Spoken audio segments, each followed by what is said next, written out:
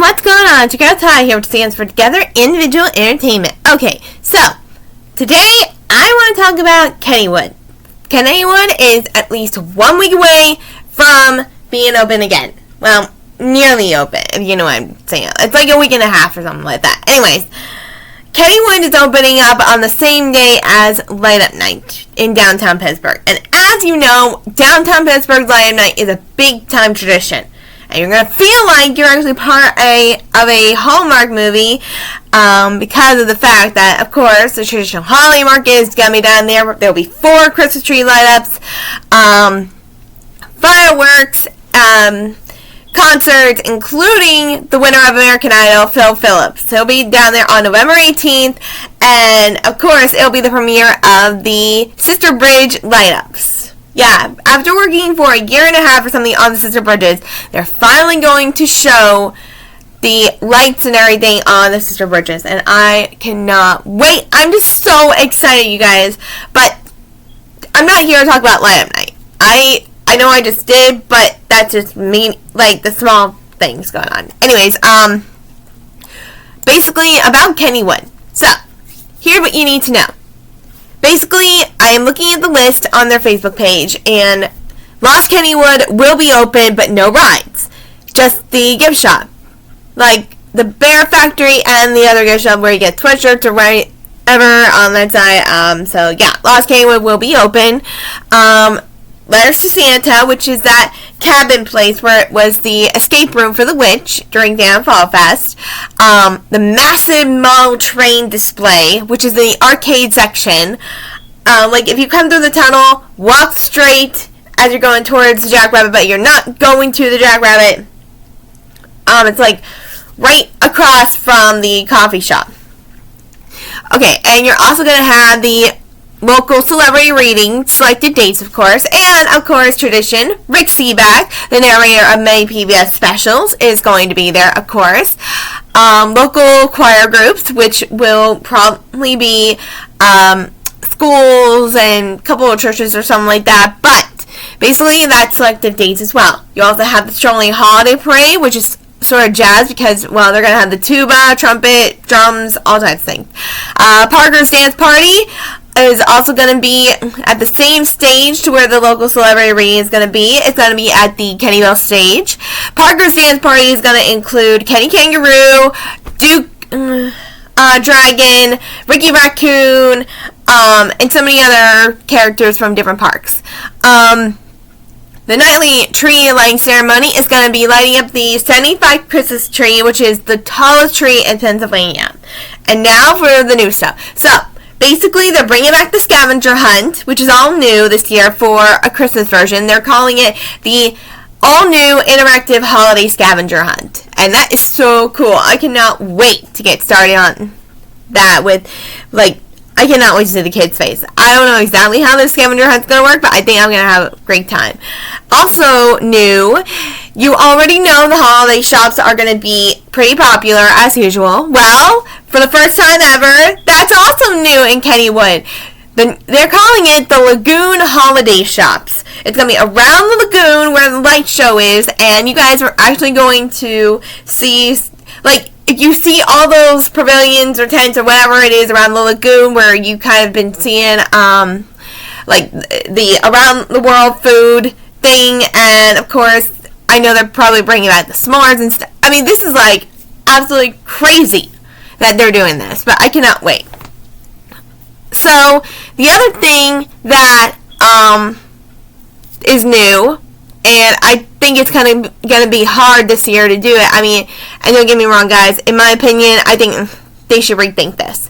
So, the newest thing is Santa arrivals at Kennywood Station in Thomastown and the meet and greet in Thomastown. Both of them are going to be in Thomastown, but in my professional opinion, you're going to have that Thomastown so crowded, it's not even funny. Why am I saying this? Because of the fact that they should put Santa Claus, the meet and greet of Santa Claus, in Kittyland.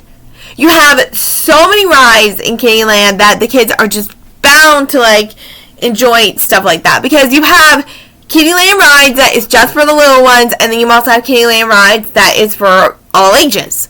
You can't just not put him in Thomastown. Because, okay, here's my problem.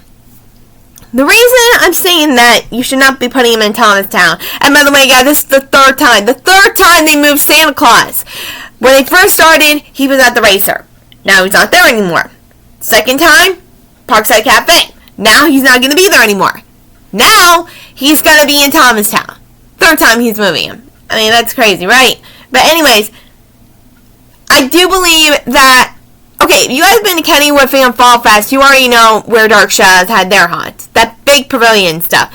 That would have been so much better. The reason? Because he would have had two separate lines. One line was to go meet Santa and everything, and once they were done seeing Santa, they could have done the exit line. And that would have been so much easier. And in Kittyland, like I said, in Kittyland could have been much easier too, but from what I'm looking at this list, it doesn't really say the petting zoo. Normally, Kittyland has the petting zoo, but I don't know if that's going to happen this year. This is something that I thought was going to happen, but we're just going to have to wait and see, and, know if they are going to bring the petting zoo or not.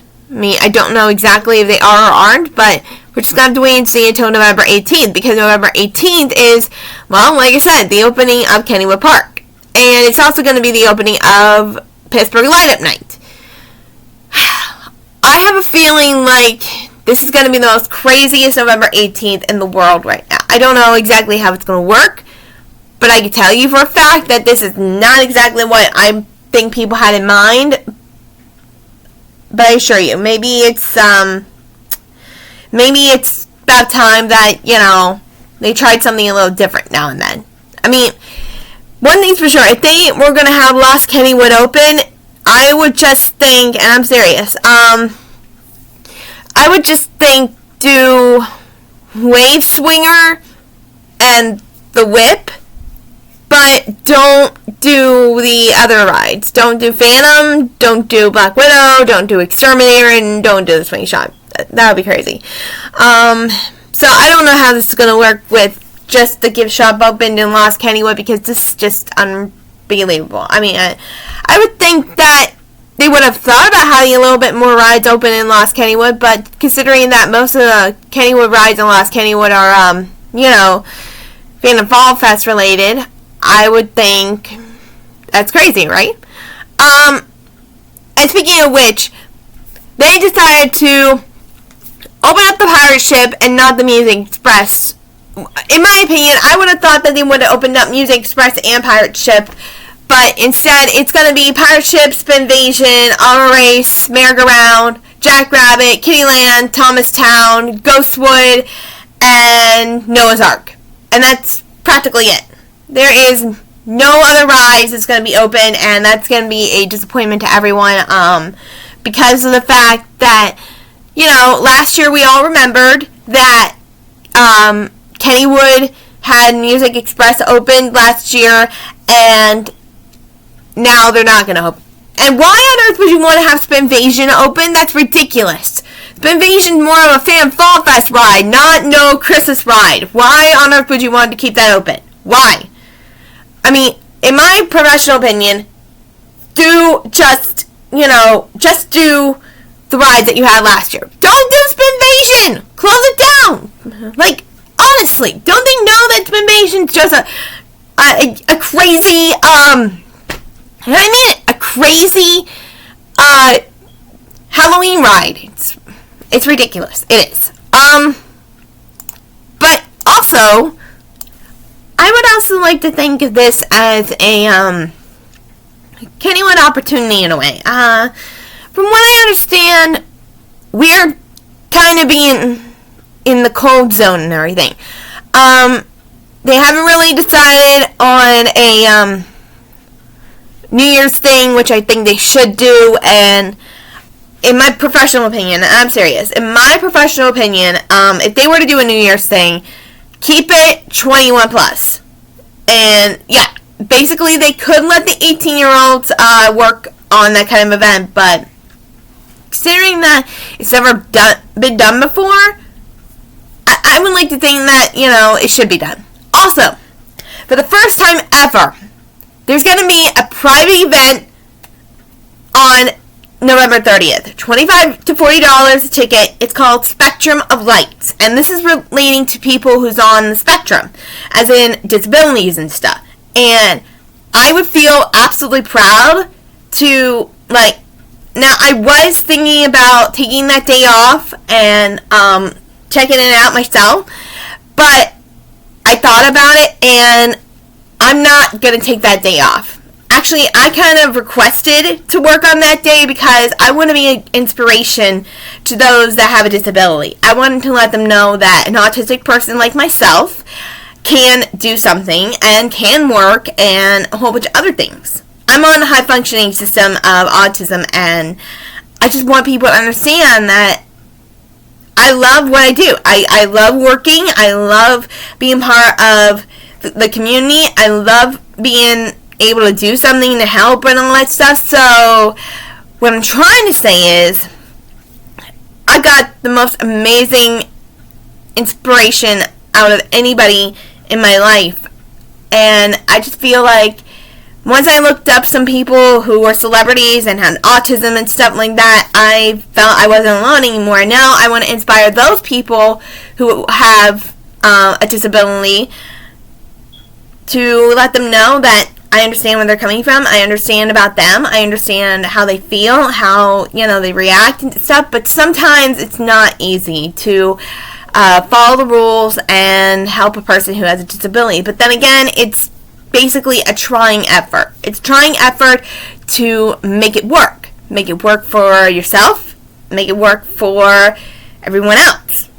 I mean, it's great that there's going to be a private event called Spectrum of Lights, and this is actually the first ever Spectrum of Lights at Kennywood. This is coming to Kennywood for the first time, so get your tickets and check it out, you guys, because Band Together, which happens to be people with disability, come and they perform. It's sort of like a talent show almost, but it's more or less just music. Like, they show their musical talents, and it's pretty cool. It is. It's pretty cool. They have their own clubhouse in Moondog. I've not been there whatsoever because of the fact that it's too far for me to get to. But then again, it's something that I think would be great for anyone on a disability. So make sure you get your tickets to Spectrum of Light for the first time at Kennywood, November 30th. That's on Thursday. I know it's crazy that's on a school night or whatever, but this is a good inspiration to those that are on a disability. So make sure you get your tickets. I feel as if this is something that everybody would love to go to and all that stuff. So come to Kennywood and enjoy the festivities of Christmas, guys. So in the meantime, this is T.I.E saying